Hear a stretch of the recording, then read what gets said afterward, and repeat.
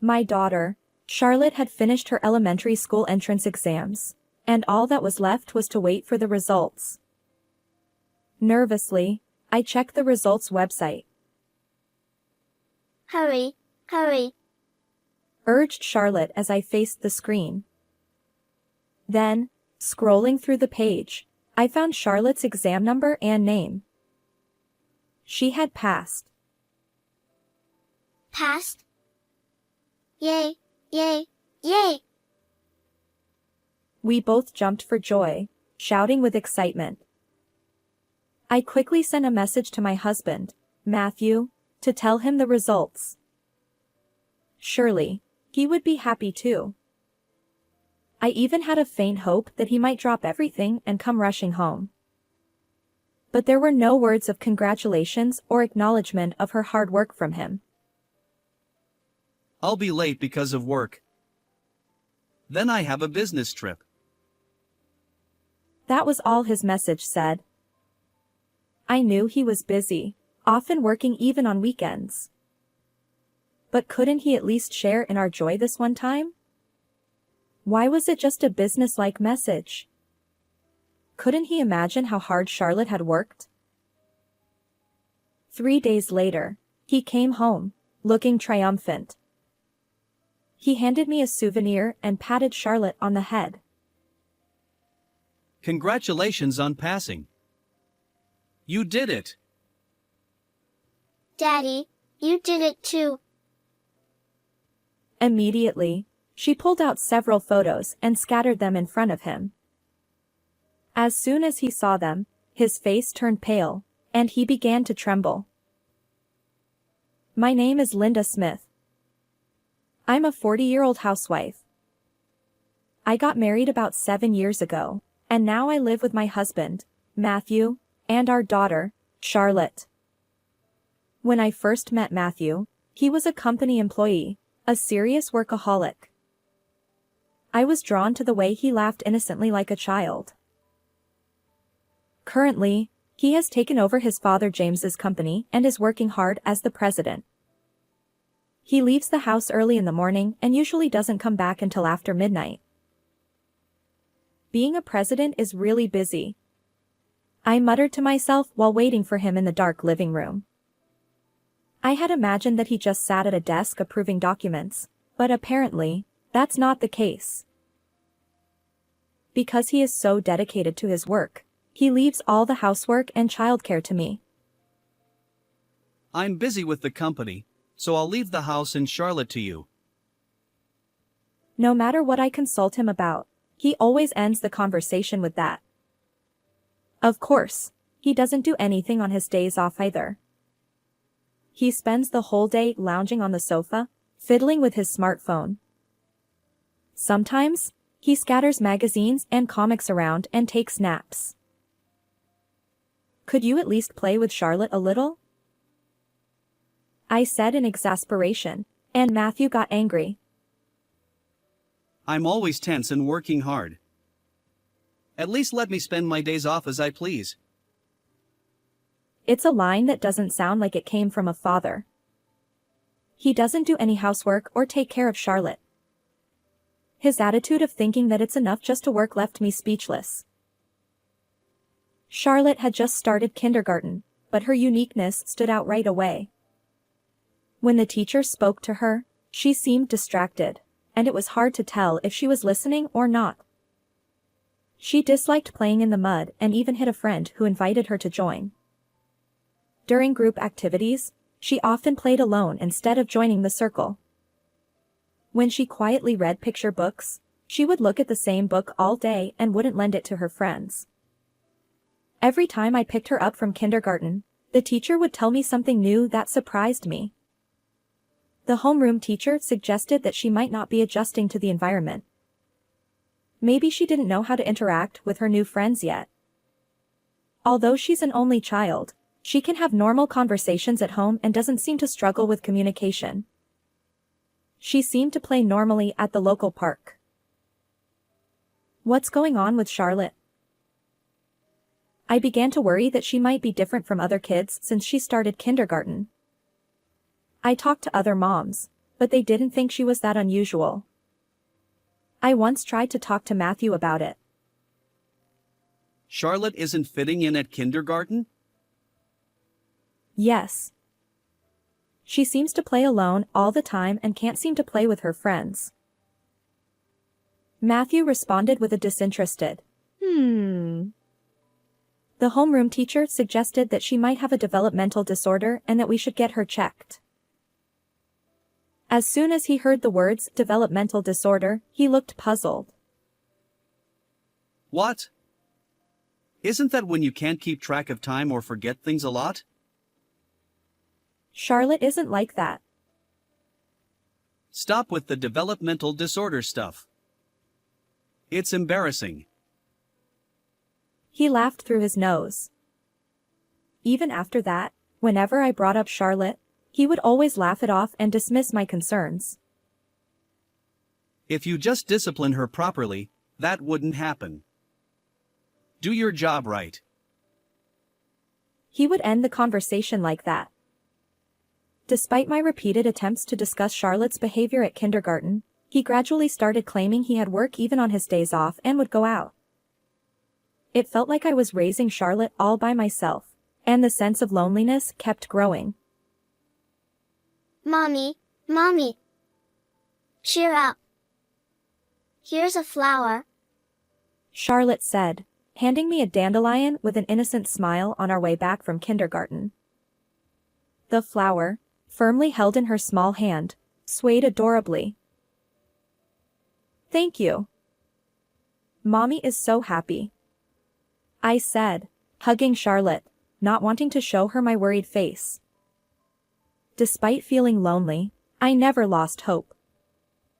Although Charlotte is still a child, I decided to see her as an individual different from myself, without trying to fit her into a mold. Not everyone is the same, and there are differences in personality and sensitivity. I decided to accept that Charlotte might just be a little different from other kids. Perhaps this unique sensitivity is only temporary, and she might become more typical as she grows.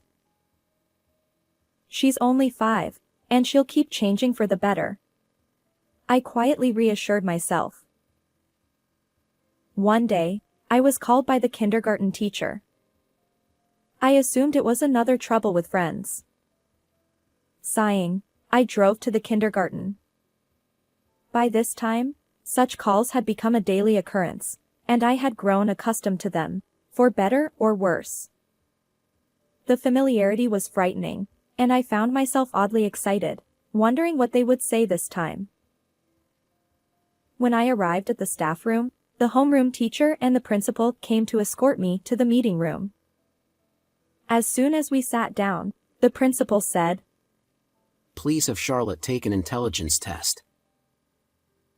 I was so surprised that I was left speechless. My mind couldn't keep up with this unexpected turn of events. Are you saying that my child isn't very smart? I asked. The homeroom teacher quickly interjected.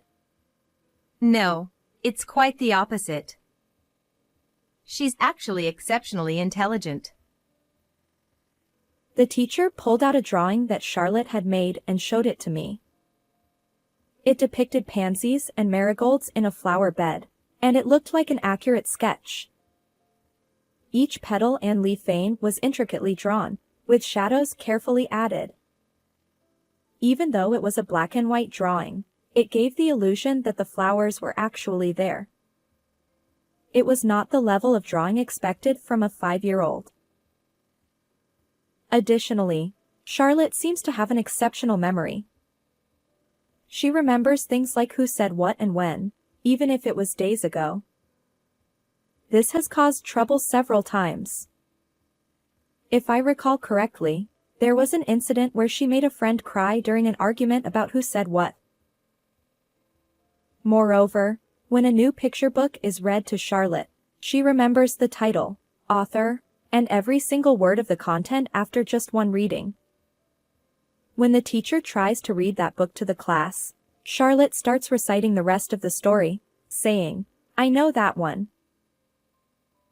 Is that really possible? My daughter? I thought back to how she was at home, but she had never drawn such intricate pictures or recited picture books. She usually watched videos on her tablet or looked at the motorcycle magazines and comics that Matthew had left lying around.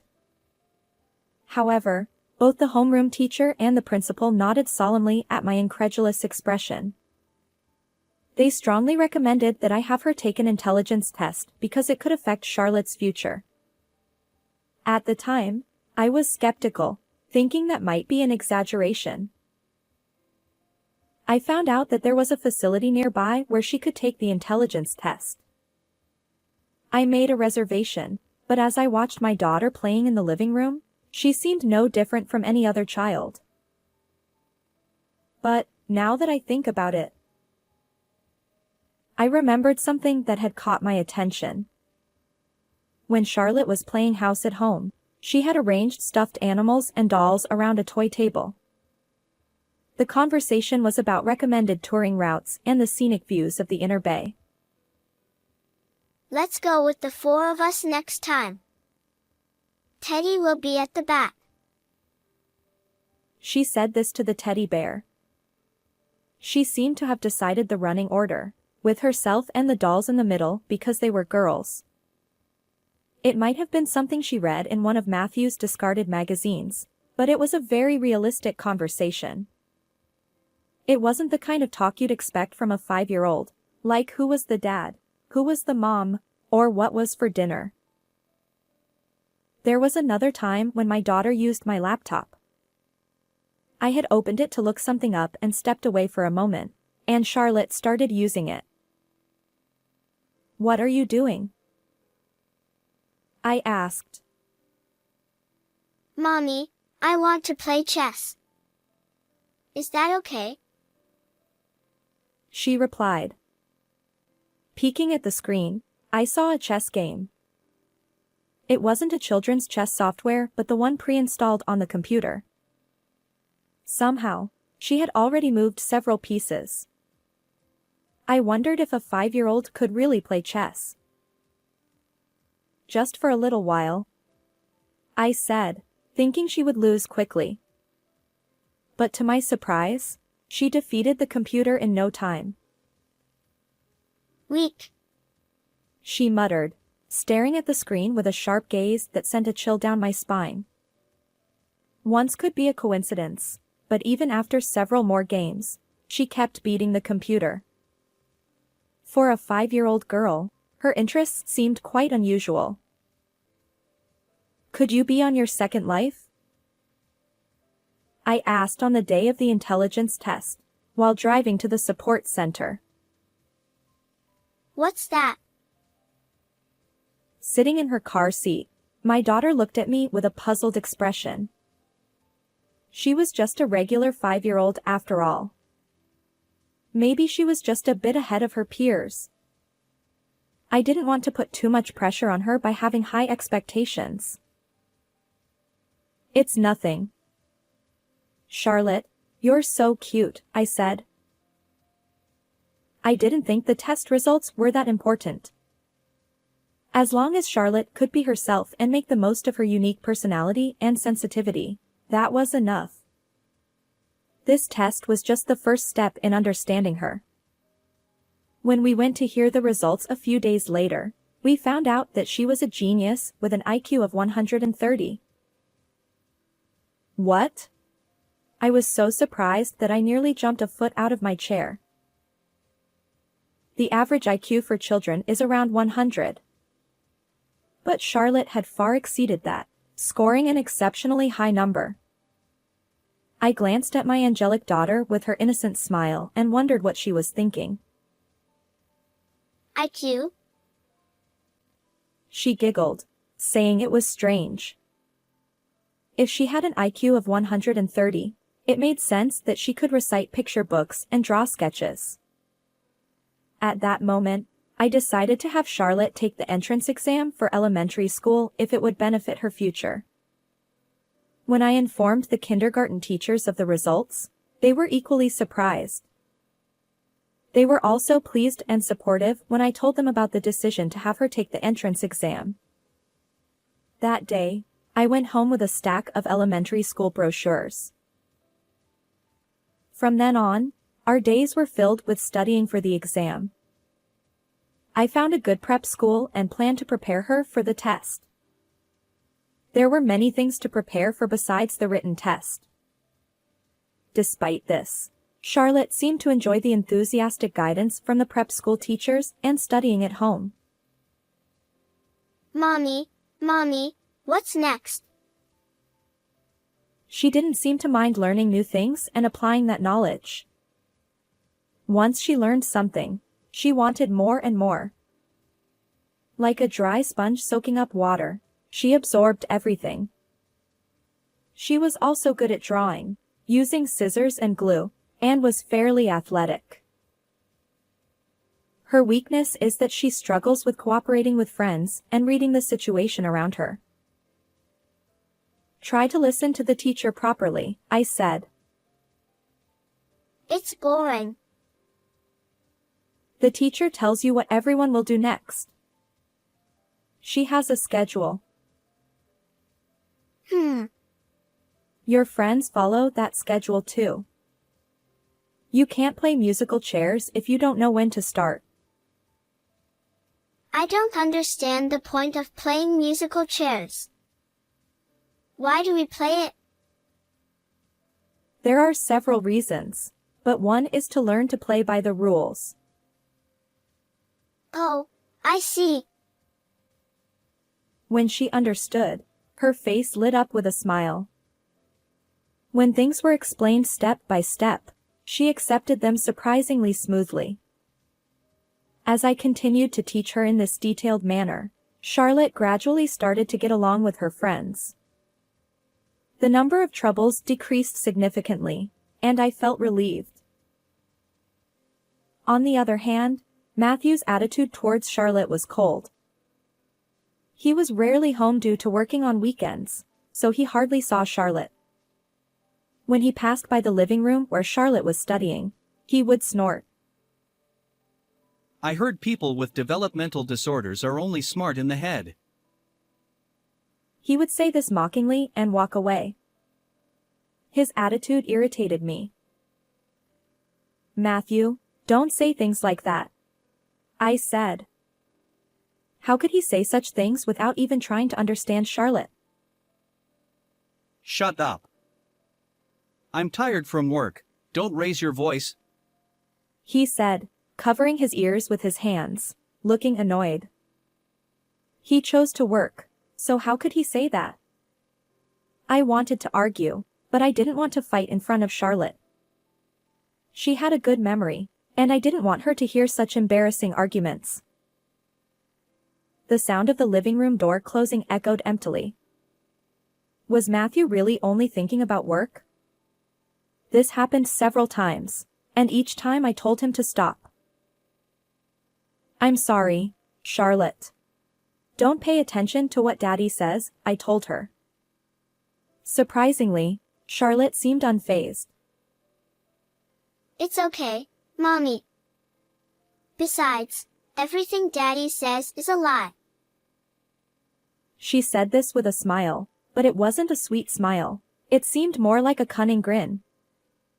What did she mean by everything is a lie? I felt a sense of unease about her words, but it would be a while before I understood what she meant. A few months later, the elementary school entrance exam was over, and all that was left was to wait for the results. The exam was apparently more difficult than expected, and Charlotte seemed a bit unsure of herself. She was quite tired and spent a lot of time watching videos absent-mindedly. However, after a week, she started drawing those intricate pictures on large sheets of paper again. She seemed to enjoy drawing, just as she did during her exam preparation. Every day, she would come home and draw, and the number of her drawings kept increasing.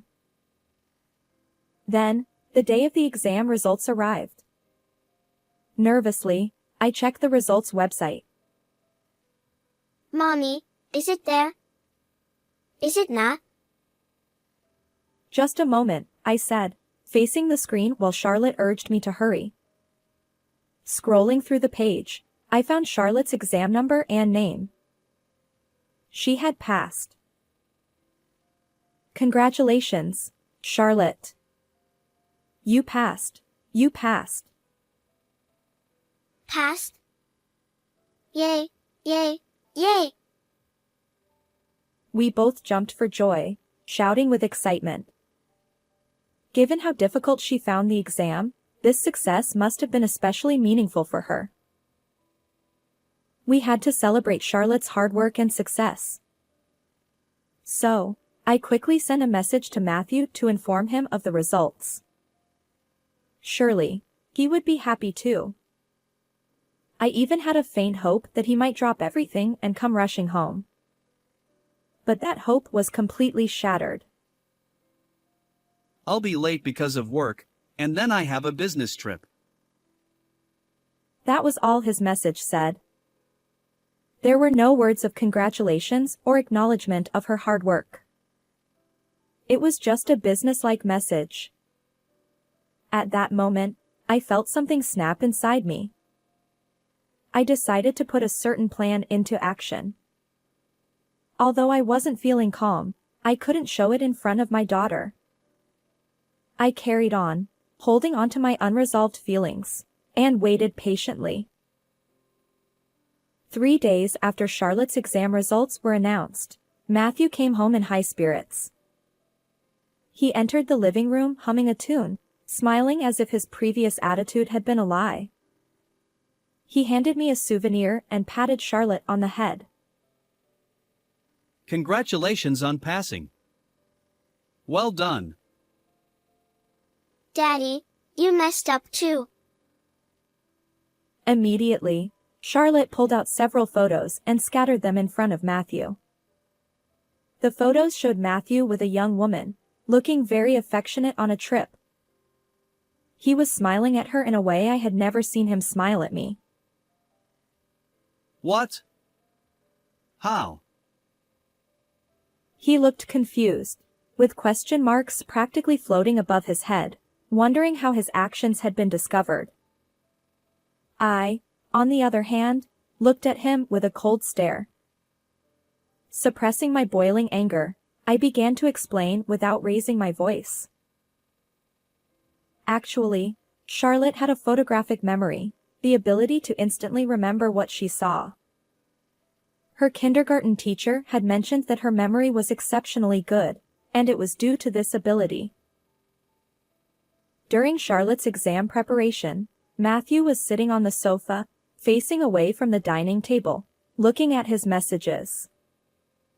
From her vantage point at the table, Charlotte could see the contents of the messages. That's how I found out from Charlotte, I explained. Charlotte had memorized the details of when and where the trip would take place and told me the next morning. Hey, Daddy is going on a trip. What? He was supposed to inform me whenever he went on a business trip, but he hadn't said a word. That was the moment I realized something was wrong. I asked Charlotte for more details. When she said, "Everything Daddy says is a lie," I didn't understand what she meant at the time. But she said it because she knew Matthew was pretending to be on a business trip while actually traveling with another woman. There's no way that's true. This isn't a comic book. I've been suspicious of you for a while, I said. What?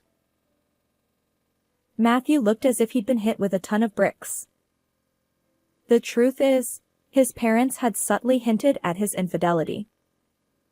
His father, James, had already retired but had heard about Matthew's actions through old acquaintances. At first, I didn't want to believe it. But when I heard from Charlotte, I immediately contacted your father, I continued. Why?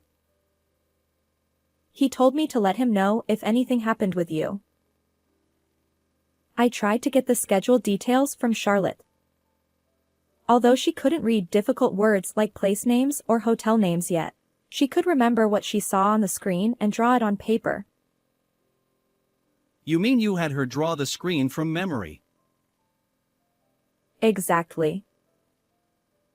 Among the many sheets of paper Charlotte had drawn on, there it was. She had drawn Matthew's smartphone screen across several sheets. I pulled them out and showed them to Matthew, just as the kindergarten teacher had shown me before. The drawings included not only the conversation but also the battery level and the time the messages were sent. Even Leonard da Vinci would be impressed. Matthew turned pale and started trembling as soon as he saw the drawings. I took photos of these drawings and sent them to James, informing him of Matthew's schedule. James secretly went to the location and took photos of Matthew and his mistress during their trip. Faced with this evidence, Matthew had no way to deny it. No way. This can't be happening. He looked at Charlotte, who was standing nearby, with a face that clearly said, "I can't believe this." He never imagined that the daughter he had mocked so much would get back at him like this. I stepped between Charlotte and him, deciding to change the subject. By the way, your partner is a beautiful 27-year-old secretary, right? Your father knows about her too. What, that is? Could you introduce her to me and these two as well? As soon as I finished speaking, the door opened, and his parents walked in. They had been hiding in the back room all along. Matthew turned even paler and started sweating profusely. I even wondered if I should get him some water. He looked at his parents, then at me, and finally at Charlotte, fumbling with his hands and mouth. Matthew, let's hear your explanation. James was furious, to the point where you could almost hear a dramatic sound effect. He looked like he was about to sprout horns like a demon. Seeing his own father like that, Matthew finally held his head in his hands. I'm sorry, Dad. He was trembling like a deer in headlights. Clearly terrified. No, it's not like that with the secretary. It's just that. Oh, really? From Charlotte's drawings, it looks like you're quite close. James responded immediately. The messages were filled with heart emojis, far from typical business communication. No, it was just for fun. She asked me to do it, and I couldn't refuse. So you were just following the secretary's orders? But, I thought it was necessary for smooth communication with my subordinates. What smooth communication are you talking about? It was like a thunderbolt had struck. Taking this as a cue, my mother-in-law took Charlotte to the back room. Then, a fierce lecture rained down on Matthew for about 2 hours. Shouts of, "What are you doing with a wife and child?" echoed through the room. A man who neglects his family cannot be trusted to lead a company. James declared that Matthew would be removed from his position as president and disowned. You are no longer welcome in the Smith household. No, this is too much. You should realize the gravity of what you've done. James glared at Matthew, silencing him. From that day on, Matthew's attitude towards Charlotte and me changed drastically. He started buying cakes and flowers and eagerly helping with household chores, as if trying to win my favor. However, I had already made up my mind. "I'm divorcing you," I said. After Charlotte went to bed, I spread out the prepared documents and handed Matthew a pen. "Sign here." Matthew, looking nervous and sweating, tried to persuade me. I was wrong. Please, don't divorce me. I'll work hard to find a job. "I can't agree to that." I firmly pushed the pen towards him again, urging him to sign. After hesitating, Matthew took the pen from my hand and signed the papers. Of course, I will also be claiming alimony and child support. Make sure you find a proper job, I said coldly. Matthew hung his head in defeat. After that, I heard from James that Matthew was no longer the president and was now unemployed. He was starting to look for a new job. The beautiful secretary he had been seeing broke up with him as soon as he resigned. It seemed she lost interest once he no longer had the title of president. Having lost his job, his family, and his mistress, he ended up living in a shabby apartment. The house we had been living in was in his parents' name, so Matthew was effectively kicked out and had to pack up and leave. It was almost refreshing to think that I wouldn't have to hear his mocking words anymore. The divorce papers were accepted by the court, and my ties with Matthew were officially severed. However, I still keep in touch with my in-laws. After Matthew left, James came to visit. I apologize for my son's rude behavior. He apologized deeply, holding a box of expensive sweets, which made me feel apologetic. It's okay, really. Please don't worry about it. As a way to make amends, feel free to use this house as you like, for Charlotte's sake as well. Really, is that okay? I had been thinking about where Charlotte and I would live. This house was conveniently located near the elementary school she was supposed to attend. It felt like a stroke of luck. James even said we didn't need to pay rent, but I declined that offer. After discussing it, Charlotte and I decided to rent the house, and we continued to see my in-laws frequently. Charlotte seemed to be very fond of James, always sticking close to him. When she drew a portrait of him for his birthday, James was moved to tears. My daughter is now in elementary school and attends every day with great enthusiasm. At first, I was worried about whether she would fit in at school. However, once school started, Charlotte seemed to feel comfortable and was living her days freely. She even draws pictures in her sketchbook during breaks and shows them to her friends. I'm going to be Picasso when I grow up. What? Picasso? Picasso is often called the greatest artist of the 20th century. I'm going to art school. She said this with a serious face while working on her drawings in the living room. She had already created hundreds of drawings. Considering art school entrance exams is quite early for an elementary school student. However, she might actually skip grades and become an art student. When I told my in-laws about this, they responded positively, saying they would support her. When she was in kindergarten, Charlotte had trouble fitting in with her friends and faced many challenges. It was a tough time, but it turned out that Charlotte was simply a gifted child. Once we realized this, she was able to overcome the elementary school entrance exam and now has a goal of attending art school. This is a significant change. Believing in her abilities and talents was not a mistake. Though she is small, she is now taking her first steps forward. I want to continue supporting Charlotte so that her future will be bright, even if my contribution is small. How did you like this story? Please don't forget to subscribe to the channel. See you in the next video.